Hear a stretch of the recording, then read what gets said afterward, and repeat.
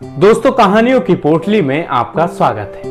मैं डेविड सोलंकी आज जो कहानी आपके सामने लेकर आया हूं उसका शीर्षक है व्यापारी का पतन और उदय।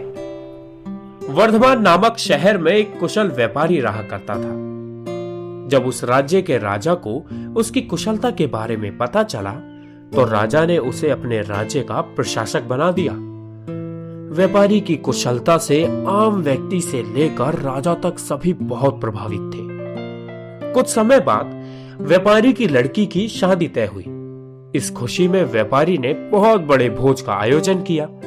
इस भोज समारोह में उसने राजा से लेकर राज्य के सभी लोगों को आमंत्रित किया। इस समारोह में राजघराने में काम करने वाला एक सेवक भी आया, जो गलती से राज परिवार के सदस्यों के लिए रखी कुर्सी पर बैठ गया। उस सेवक को कुर्सी पर बैठा देख व्यापारी को बहुत गुस्सा आता है। गुस्से में व्यापारी उस सेवक का उपहास करता है और उसे समारोह से भगा देता है। इससे सेवक को बहुत शर्मिंदगी महसूस होती है और वो व्यापारी से बदला लेने की ठान लेता है।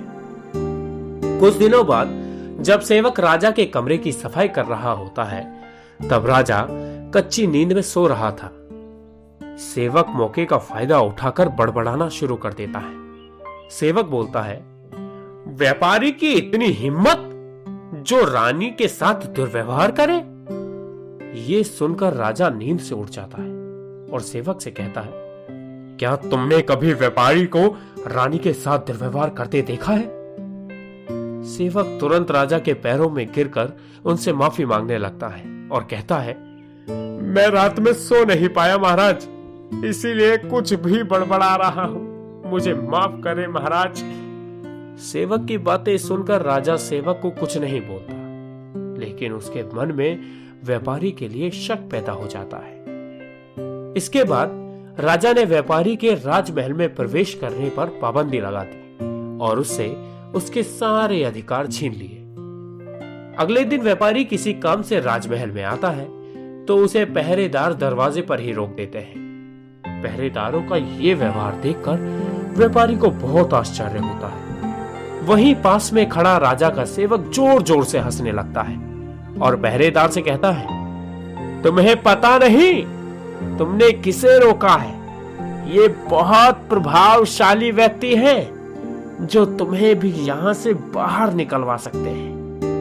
इन्होंने मुझे अपने भोज समारोह से निकलवाया था। सेवक की उन बातों को सुनकर व्यापारी सब समझ जाता है और उस सेवक से माफी मांगता है। साथ ही वो उस सेवक को अपने घर दावत के लिए आमंत्रित करता है।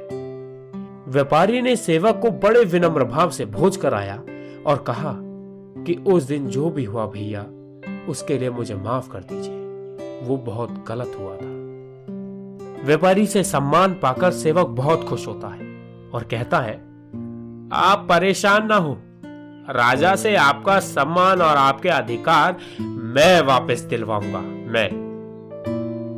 उससे अगले दिन राजा जब कच्ची नींद में सो रहा होता है तो सेवक कमरे की सफाई करते हुए फिर से बड़बड़ाने लगता है और कहता है, हे भगवान, हमारे राजा इतने भूखे कैसे हो सकते हैं? गुसल खाने में स्नान करते हुए खीर कौन खाता है भाई? इस बात को सुनकर राजा नींद से उठकर सेवक से क्रोध में कहता है, मूर्ख सेवक, तुम्हारी इतनी हिम्मत कि तुम मेरे बारे में ऐसी बातें करो। राजा के क्रोध को देखकर सेवक पैरों में गिरकर माफी मांगने लगता है और कहता है, महाराज, रात को मैं ठीक से सो नहीं पाया, इसीलिए कुछ भी बड़बड़ा रहा हूं, मुझे माफ कर दे महाराज, मुझे माफ कर दे। फिर राजा सोचने लगता है, अगर ये सेवक मेरे बारे में ऐसा बोल सकता है तो उस व्यापारी के बारे में भी जरूर झूठ ही बोल रहा होगा। अगले दिन राजा ने व्यापारी को महल में बुलाया और उससे सारे छीने हुए अधिकार उसे वापस दे दिए। दोस्तों, इस कहानी से हमें ये शिक्षा मिलती है कि हमें कभी भी किसी का अपमान नहीं करना चाहिए। हमें सभी का बराबरी के साथ सम्मान करना चाहिए, चाहे वो कोई बड़ा हो या फिर कोई छोटा।